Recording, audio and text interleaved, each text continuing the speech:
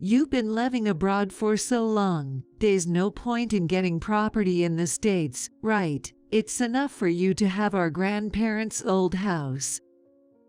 After my mother passed away, I returned to my home country for her funeral, only to find out that my sister had already decided on the inheritance distribution without consulting with me. There were no room for me to say my opinion, and I was given the old house that our grandparents used to live in. When I went to see it, it was in no condition to be inhabited. Even if I wanted to dispose of it, it seemed like it would cost a considerable amount of money. However, I started cleaning it up because it was a house that my mother cherished from our grandparents. And there, I found something unbelievable. I am in my 40s and married. My husband got a job overseas, and I accompanied him. I can work from anywhere as long as there is an internet connection, so I didn't hesitate to go with him. I currently work as a freelancer.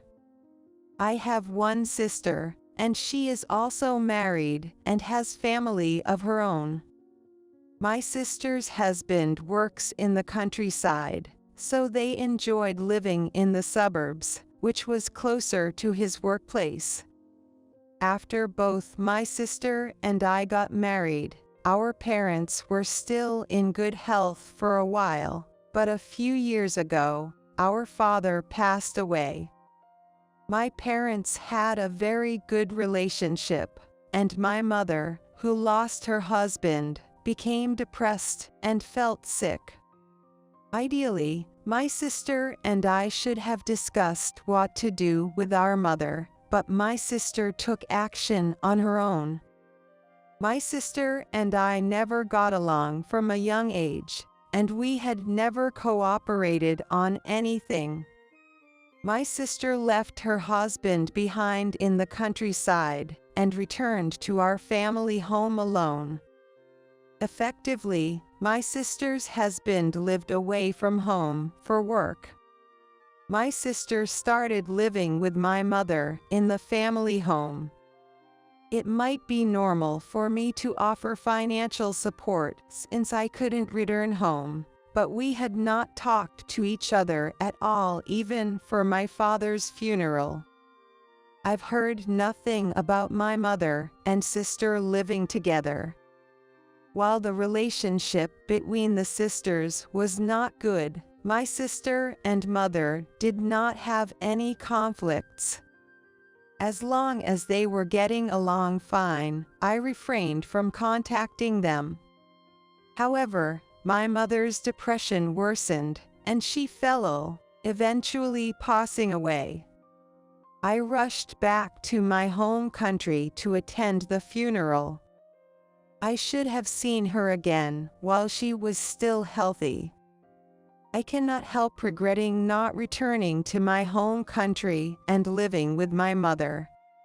Even though it was only a short time since the funeral, my sister brought a lawyer and started talking about the inheritance.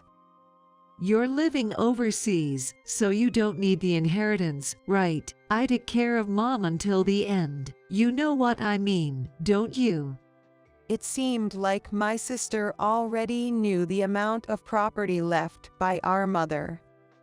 Seeing that she had a lawyer with her, I thought she wouldn't let me regut. But if I take everything, my public image gets worse, right? So I'll give you the old house where our grandparents used to live. That was referring to the house that had been more than 100 years old, where our grandparents had lived. I remembered my mother taking over the management of it after our grandparents passed away. However, I had never been directly informed about it by my mother. According to the lawyer, it seemed that my mother, who lost her husband and became depressed, did not actively manage the house. So the lawyer suggested that I could abandon it because I couldn't understand the situation. Maybe the lawyer is exaggerating to make me abandon it. Although I had suspicions like that, no matter how bad the condition was, if it was a house that my mother had managed as long as her health allowed, I decided to accept my sister's proposal and take over. This was the only inheritance I received. In contrast, my sister inherited the family home, land, and all of my mother's savings. The house I inherited was a typical American style, and it is a place where I used to come and play often during my childhood, running around in the natural surroundings and playing hide and seek. Even though I didn't get along with my sister, we used to visit there quite often, but she hated our grandparents' house. She detested the old-fashioned countryside surrounding with bugs.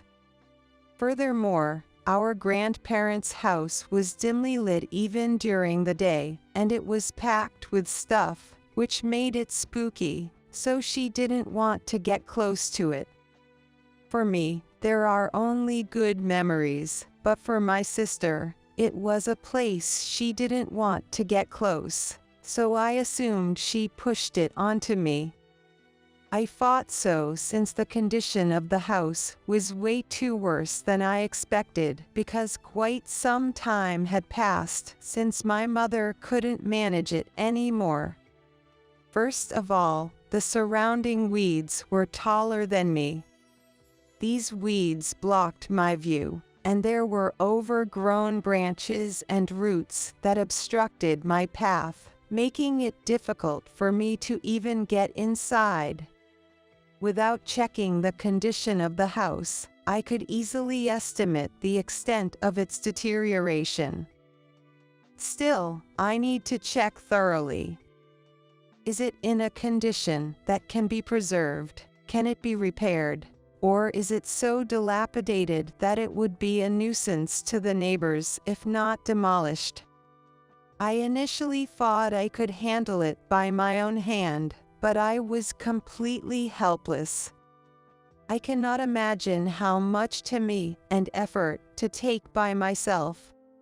Anyway, I entrusted a contractor to remove the overgrown weeds and trees obstructing my way so that I could at least reach inside of the house. A few days later, I received a message saying that the removal of the designated areas was completed. I headed back to my grandparents' house and was finally able to see the house itself. The exterior was not in good condition, so I realized that it had to be demolished without consulting experts. The inside was worse than the impression I got from the exterior. The carpets were worn out, there were holes in the roof, rain had leaked through and damaged the carpets and floorboards. There were even places that creaked loudly under my weight, making it difficult to thoroughly inspect every room. At a glance, it seemed like the items inside the house had been organized compared to my childhood memories. I'm sure my mother gradually organized the items inside the house after inheriting it until she got sick. Still, there were many pieces of furniture and small items left behind. Although I thought it would be fine as it was, since I planned to demolish it, I decided to clean it up as much as possible.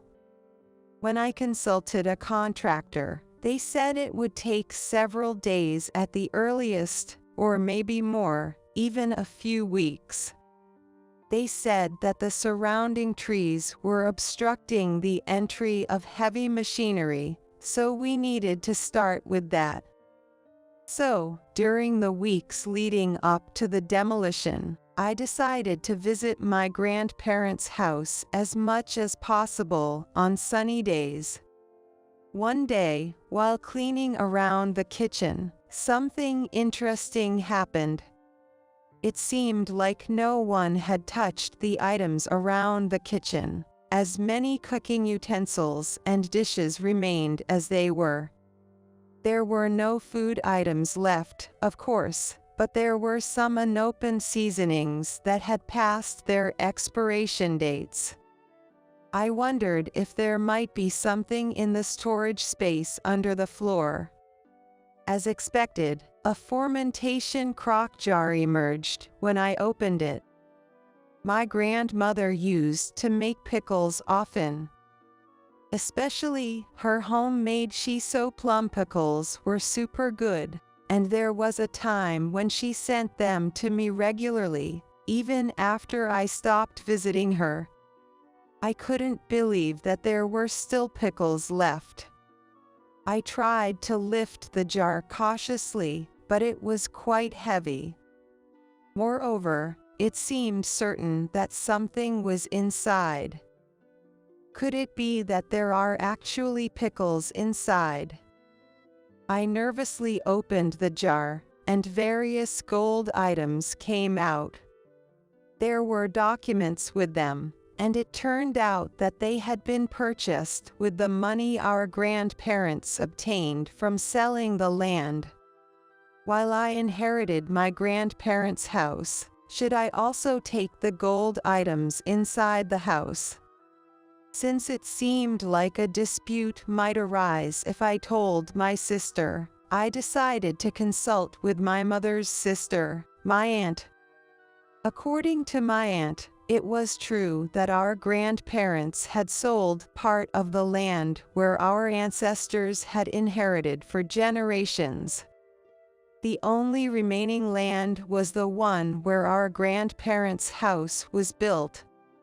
My aunt had her own health issues, and she couldn't handle the family home, so she entrusted everything to me because I was the one who inherited it. Regarding the gold items, she said she would give them to me as a fee for the trouble and inconvenience, which might happen by leaving everything entirely to me. In fact, it would cost several $10,000 to demolish the old house. Since saying I'll pay for it from the money I earn by selling the land wouldn't work, I decided to accept my aunt's proposal. Now, since the price of gold is soaring, so there will be some money left even after allocating funds for the demolition costs, removal of surrounding weeds, and disposal of unwanted items inside. As expected, when I exchanged it for cash, they bought it for an amount higher than I had anticipated. I used the funds for the house demolition expenses, clearing the surrounding weeds, and disposing of the unwanted items inside. On the day of the demolition, I decided to see through it until the end. For me, it held childhood memories of my grandparents, but for my aunt, it was the house where she was born and raised. While standing beside me, my aunt softly said, "I'm sorry for letting it deteriorate like this." "Not at all. I'm sure Grandpa, Grandma, and Mom would be thankful that you were here till the end," I told her. "I'm glad it was you, my niece, who inherited it in the end," she responded. I felt relieved that I could fulfill what my mother had left undone. Once everything was settled, I returned to my husband waiting overseas. Then, a year after my mother passed away, my husband and I returned to our home country for her first memorial service. It was the first time I had seen my sister since the one-sided discussion about the inheritance. After finishing the event, my sister asked me, "What happened to the shabby house?" I explained to her that I had it demolished and turned into an empty lot because I thought I didn't need to hide the truth from her. The land where my grandparents' house had stood turned out to be quite spacious once it was cleared, and we found a buyer promptly. However, my sister's expression changed. She said, "I haven't heard of it." I didn't hear about any of this. If you've any cash by selling it, you should give me half. If I had known that this shabby house could be worth something, I wouldn't have let you inherit it. Certainly, if we only consider the rundown condition of the house, it wouldn't have been worth much. It became valuable only after I invested a significant amount in turning it into an empty lot. However, I didn't mention that we had cashed in the gold items left by our grandparents and used that money for the expenses. If I did, she would undoubtedly ask for a share of that too. I firmly rejected my sister's demand. It was such unequal inheritance from the beginning. I didn't see any reason to split the funds I had earned by selling it, especially since it was a result of my efforts. If she insisted on splitting it in half, I suggested that she should first hand over half of the inheritance she had received to me. But my sister seemed to despise my opinion and began to blame me, saying, "You are such a greedy miser. You acted selfishly by demolishing and selling the property without any permission." She insisted I earned the cash unfairly. My aunt defended me, saying that she had requested to stay at the family home until the end. Being in a clear position on my side, my aunt strongly countered my sister. My sister, enraged by this, exclaimed, "Outsiders should step back, don't interfere in the sisters' conversation," and forcefully pushed her. My aunt stumbled and fell.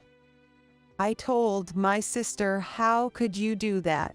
But she shifted the blame onto me, saying that I had acted recklessly. She even suggested, "The fallen old woman is an obstacle. Why don't the two couples, sisters and husbands, discuss together?" We ended up in a separate room, where my husband and I faced my sister and her husband. Initially, my husband explained how I had dedicated myself to managing our family affairs after my mother passed away. Leaving my husband behind in the overseas for an extended period due to work commitments, I stayed in New York alone until the sale of the vacant lot was completed. Fortunately, we found a buyer sooner than expected, but if not, I would have had to return home more frequently. While my job allows me to work from anywhere as long as I have an internet connection and a computer, it's not as easy as having things go my way all the time. There were also time differences to communicate with my husband, so to be honest, it wasn't easy. My husband also told my sister about the considerable initial investment I had made in preparing the vacant lot. He didn't disclose the source of the funds, but made it clear that if she insisted on splitting everything in half, we should also divide the incurred expenses equally. Furthermore, he argued that the discussion should have started from that point, and that we had no intention of handing over half of the proceeds from the sale of the land. My sister had already received an inheritance greater than the selling price of my land. I asked her, "What more do you want?" Our mother's inheritance hadn't been divided equally. It might be difficult to divide the land equally, but couldn't she at least have split our mother's savings equally? I also revealed my true feelings, admitting that I would have been willing to discuss things further if she had expressed dissatisfaction with the amount after splitting. In response, my sister's husband asked, "By the way, how much did my wife inherit?" My husband and I were so surprised that we asked, "Oh." My sister apparently hadn't informed her husband of the amount she had inherited. When my sister's husband found out the amount, he was shocked and asked her, "What on earth did you spend that enormous sum on?" It seemed that he knew nothing about the money, and the money had already been spent. I couldn't believe that such a large sum could disappear in just a year or so. Of course, if she had used it to purchase a house, I could understand to some extent, but after our mother's death, my sister had returned to her husband's place, where he lived for work. If she had made a major purchase like a house, her husband would have already questioned her to find out the source of the funds. At first, my sister was trying to make the conversation muddy, change the topic, and deceive, but she confessed that she spent the money to repay her debt because she seemed to be felt fear when her husband, who usually looks gentle, pressing Gare for answer with banding a table. Furthermore, since she still had an outstanding debt to repay, it appeared she desperately wanted the proceeds from the sale of the land that I had obtained. How much is the outstanding debt that couldn't be repaid with that inheritance amount? Upon closer examination, it became clear that she had incurred significant debts through illegal gambling, to the extent that it was almost enough to buy a house. The illegal interest was added to the unpaid debts day by day, making it impossible to handle. She begged for help. My sister was, in fact, a housewife, and had not worked part-time or anything of the sort. I wondered how she managed to come up with such a large amount of money. Of course, her husband questioned her harshly about this. It was then revealed that she had been using the savings they had as a couple. When her husband found out that she had been using their savings without telling him and the couple's savings account was emptied, he became furious. He grabbed my sister and pushed her down. My sister resisted, scratching her own husband with her nails. It escalated into a little scuffle, so our family members, who were in another room, came to break them up. Then my aunt said to my sister, "You've been often returning to your parents' house and taking valuable items with you, haven't you? Your mother knew about it." She then presented a letter with our mother's handwriting, saying, "Besides, she asked you to contact Emily because she wanted to her my other daughter before it's too late, but you never did. Why is this letter coming up now?" My aunt explained that she had initially intended to keep this matter to herself, hoping that my sister would reconsider her actions and start her life over again after having all inheritance. However, she couldn't bear my sister's selfish thoughts of taking even more, rather than turning her life around, even after having monopolized the inheritance. In front of the relatives, my aunt also revealed this incident, hoping that my sister would realize how terrible her actions were. Among the items my sister had taken and converted into cash, there were also family treasure that our mother cherished. Shortly thereafter, my sister's husband gave a divorce paper to my sister. He threatened to demand the entire amount she had spent if she didn't accept divorce. However, immediately afterward, she received legal documents requesting consolation in money.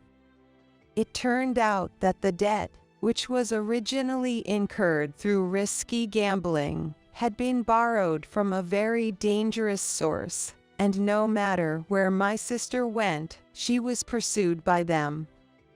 My sister, who had never really worked, started a part-time job, but it seemed she couldn't repay the debt through such work, and she was being threatened to take on a risky and profitable job. However, if she did it, she would end up with a criminal record. My sister's financial recklessness was entirely her own fault. As she couldn't manage her spending, she has only herself to blame. With my husband's job being relocated within New York, I returned home. We used the money from the land sale to buy a house, and we live happily together as a couple. Work is going well, and my aunt occasionally comes to check on us. Recently, she's been feeling better and regaining her health. I can only hope that this happiness continues indefinitely.